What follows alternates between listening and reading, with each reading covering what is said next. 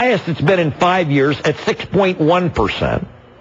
And again, somebody could debate or dispute whether or not that number is doctored or altered because, again, after you get your 26 weeks worth of unemployment checks, if you don't have a job at that point, you are no longer a statistic. So I'm guessing that the unemployment rate is higher than 6.1%. What it is, I don't know. They don't give you numbers so that you can get a real feel for it. They're cooking the books on that, too. That may well be. Now, with today's safeguards in place, you've got the FDIC, for example. Not one person has lost one nickel in the banking industry in the last 75 years.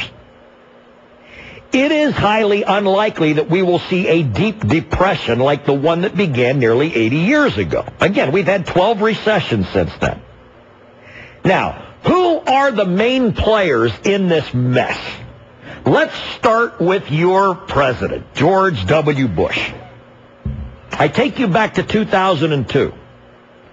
And I quote, this is exactly what he said at a press conference. 50% of homes are owned by Anglos.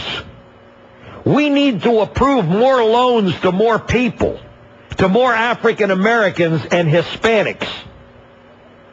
I'm going to repeat that again.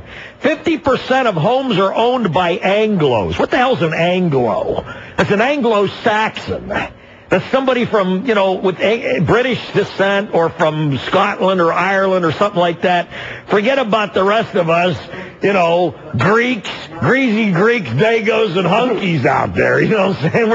I guess we're lumped in as Anglos or whatever you want to call us. That's how much the President of the United States understands about the melting pot and what Caucasian, different variables of the Caucasian thing. All right. So anyway, he says we need to approve more loans to more people, to more African Americans and Hispanics. Cool. All right. We need, he said, to make it easier and more affordable for people. So what Bush did in 2002 is he leveraged banks to loosen up their lending practices. And he cited 3 barriers to home ownership at that time. He said, we've got a problem. These are his words. With high down payments, with affordable housing, and he said the rules are too complicated. It's always that the rules are too complicated. The result. What's the result of what has happened? They gave loans to people who weren't qualified for them. And I'm talking about these subprime mortgages that are variable rates. Subprime, what does that mean exactly? Okay, the prime rate is set by the Fed. And then what these tricky banksters did is they set these really low interest rates out there for people to nibble on, just like bait for fish. And people bid on them. But those loans weren't fixed-rate loans. They were variable-rate loans that could, without notice and without warning, soar into the stratosphere. In other words, you could go from having a 2.3% interest on your variable-rate loan, and over a period of time, they could jack that up 0.5% in 6 months, 0.5% in another 6 months. Pretty soon, you look at the fine print, what you thought a 2, 3, or 4% loan on this house is now 10, 11, 12, 13%. And your house payment is almost twice what it was before. Exactly.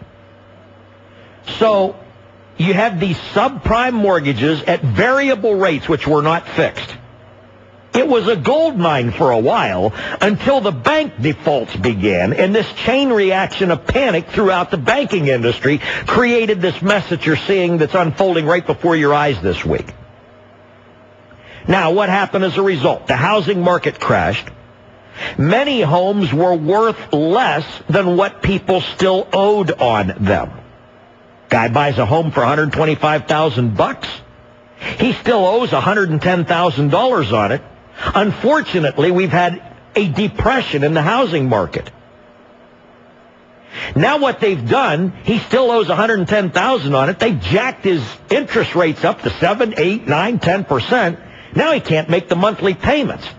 Not only that, he owes $110,000 on a house that he bought for $125,000 But now it's only worth 75 because of the housing depression, especially in Nevada, Arizona, southern states, Florida, Ohio, Michigan.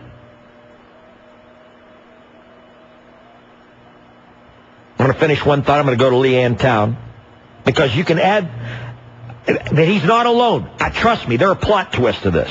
Just add this mess to Mr. Bush's distinguished resume, if you would. All right? Now, the bank throws them out of the house. They're in foreclosure, and the bank is stuck holding a property worth $75,000 that they loan the buyer $125,000 to purchase. He still owes the bank $110,000. The bank's stuck with it. These people just walk. They can't make the payments. Now, one by one, the foreclosures start. The domino effect starts. One by one. In Nevada, it's turned in from 180-degree turnaround from the construction capital of the world to nothing but crickets. Ain't no construction going on in Vegas right now. All right. So keep that in mind. That was step one in 2002. Was it step one? Not exactly. I'm going to retro this thing a little further because there are other major players in this. But in 2002, this is what President Bush said. 50% of homes are owned by Anglos. We need to approve more loans to more people. So he leveraged the banks to loosen up the lending practices. And the result is they gave loans to people who were not qualified for them. Oh, and those tricky bankers out there, they thought, this was a gold mine, man. And they were taking in all this money, and they were raising the interest rates on these people on these variable loans, and they thought that the gravy train was never going to end. Wrong, Kemo Sabi.